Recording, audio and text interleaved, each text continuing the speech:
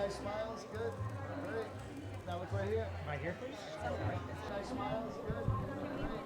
Now look right here. Right here, please.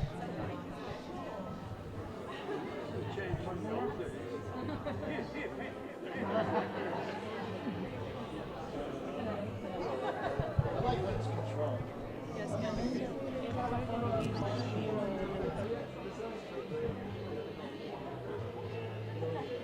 Thank you.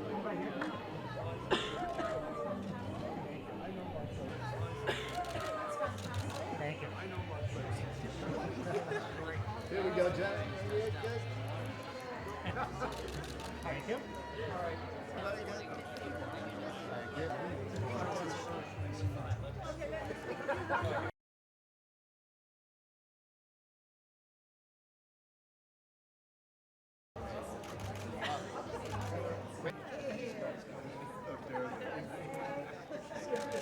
Here, nice smiles, good. Now look right here. Right here. And right here, please. And one more. Thank you. And a few more. One more. Thank you.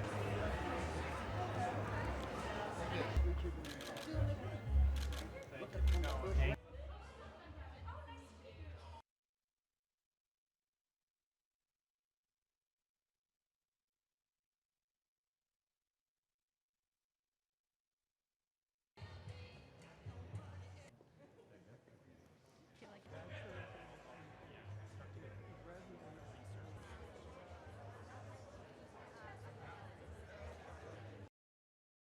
Two things. One is Ellen Kerr shot the interviews for the most part. Some of the interviews were shot, and I've learned more from Ellen than any other DP. She's tremendous, and so that's part of the reason it matches so well. Is she's an artist. She has a real feeling for it.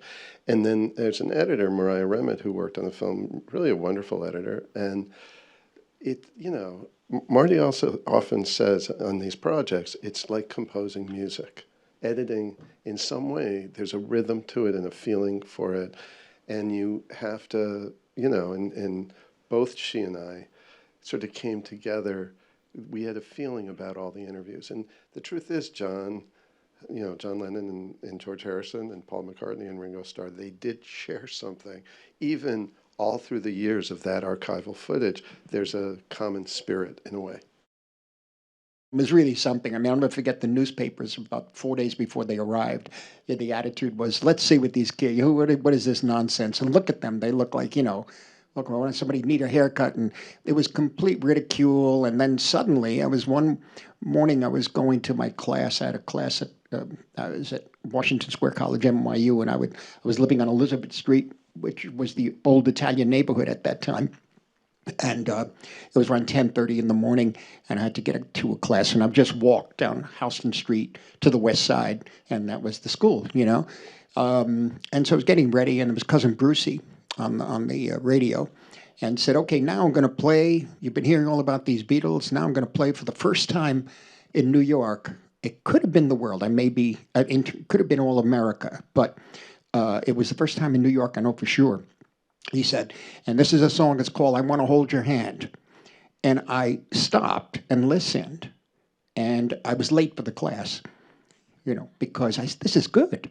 Because there was no tradition, really, of British or English pop stars that translated to America prior to that.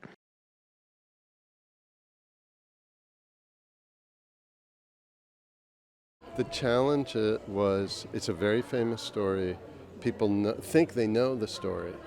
But we thought maybe we could bring something new. And Apple Corps had sent to Park Road in New Zealand a treasure trove of footage that was restored. And the film has 17 new minutes of footage that have never been seen before. And not just from the material that David and Albert Maysles filmed. It's also from collectors and small archives and buried in large archives. So I think people should expect the unexpected. The other thing is the point of view from which we told the story, I think, is a little different than anything else. There's more of a focus on the fans, but not in some hysterical way. It's about a moment in 1964 where suddenly everything changed and young people mattered. And you have these 4 young men from Liverpool. The youngest is 20 years old, and the fans range from teenage, preteen to early 20s, and the world was theirs. We have new interviews with Paul and Ringo, and Olivia.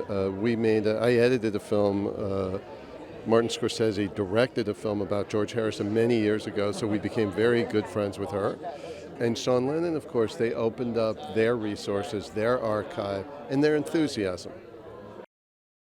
The musical performances of the Beatles as they've never seen them before. We talked about Park Road restored the film. The sound was restored by Wingnut, which is also owned by Peter Jackson, the Mal team at Wingnut, and Giles Martin mixed them, produced the mixes. And it's just, I had seen these performances before, but it's like a totally new experience when you see it. The sound is just beautiful.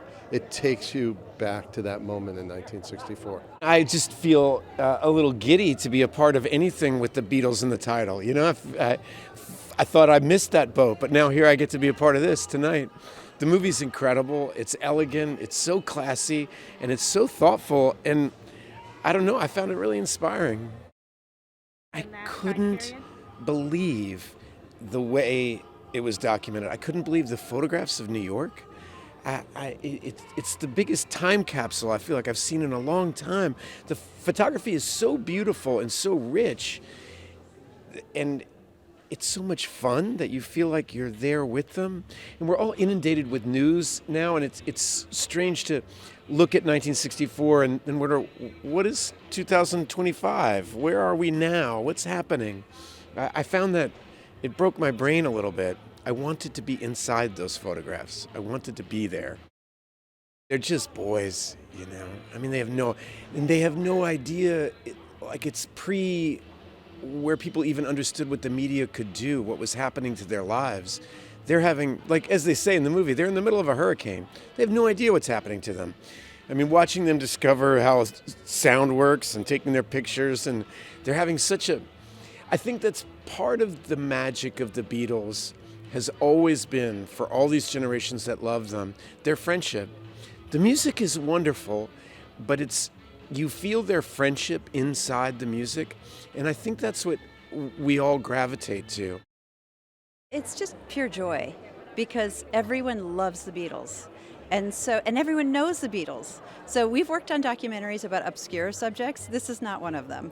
And there's just such continued insatiable interest in everything about this band. And this film captures these unbelievably intimate moments before they were this global phenomenon. And it was this really pivotal moment in their careers. And it's just really exciting to see. They're all so young. And they have no idea what's about to happen to them. So it's really great, and it's really full of joy. The beautiful thing about the footage was captured by the preeminent documentarians, Albert and David Maysles, and they were both just brilliant, and they captured reality, and they captured things in a kind of unfiltered way. And they shot this beautiful 16 millimeter black and white footage that has then been, when Apple Corps sent it to Peter Jackson's Park Road Productions for restoration for the picture and the sound restoration, what they did was really a miracle, because it took this already beautiful footage, but that had decades of age and degradation that's just natural, and they brought it back to life. And no one has ever seen these images look this beautiful and this pristine. So it's kind of like it puts the audience right there as though they're there when it's happening. I think it's really great. One of the things that Martin Scorsese, who's a producer on this film, and David Tedeschi, who's the director, one of the things they do so well is they kind of provide the historical context for when these momentous cultural events happened. And I really think it's fascinating for people to see what society was like, what the moment in America was like, fresh on the tragedy of the JFK assassination 3 months before, and what people, were wearing and how they talked and how close they could get to the Beatles. It's just a different time. There was no real structures for celebrity at that time on that level. So it's a fascinating time capsule. And the fact that it all looks and sounds so beautifully restored and so present makes it feel very alive and dynamic for audiences. We tend to think of it as the beginning of the Beatles. Of course, they had been around for a few years in Liverpool and other places, and I remember it vividly. For me, it's kind of it's really interesting for the audience, the younger people, to see this and understand that there was no British music scene before that. There was music, but it was more. It didn't translate as well to different other countries, and certainly not like this. And so, this phenomenon happened, and you see it happen in this picture. But primarily, what was really the big change was that it had an innocence to it and a drive for creativity that knew no bounds. Nothing was holding them in any way. And so this is something that as you get older and become old and you try to keep working, you try to always tap back into that energy of youth and innocence and art. The point is that the music, I'd say after the first year, the music developed so, they stayed together, 6 years, 7 years after this, and they already went to new, in a sense, frontiers. They matured within 2 to 3 years into mature and, in a sense, sometimes it takes an artist, I don't know, whether it's a performer or painter or musician, composer, whatever, maybe a period of 10 years or so, 15, 20 years to reach certain levels. These guys reach it within 5 or 6 years. Look at from the first records to the last ones. It's amazing work. When we decided to do this early 2022, we thought Marty has to do it. And he and Albert were pals, and it just seemed the obvious thing. But, I've watched it several times now, and I'm always amazed that they were already so experienced. They came to New York, and it was like the giddiest 4 guys you've ever seen. It kind of throws me, because I think they're so innocent. They seem so innocent, and yet they've been in Hamburg. They've been all over England. They're already famous. They come here and they completely fall apart with joy. It's like they might as well have been an explorer. And I always just thought that's the thing that touches me most about this film. It's like they're not blasé about anything, and they're completely taken by surprise at the reaction. I'd seen this footage before, and actually at one point I asked the office, let me see everything, let me see all the rushes, maybe 10 years ago. And I realized we'd hardly used any of it. So this film has a lot of unseen footage, and of course, never seen in the way that Peter Jackson restored it. None of it has looked this good. So all in all, it's been very exciting, and who can believe it's been a lifetime since they were here. George and I came back. We used to stay in the plaza. And I think the first time he goes, oh, this is where we stayed. This is the suite we stayed in. Funny.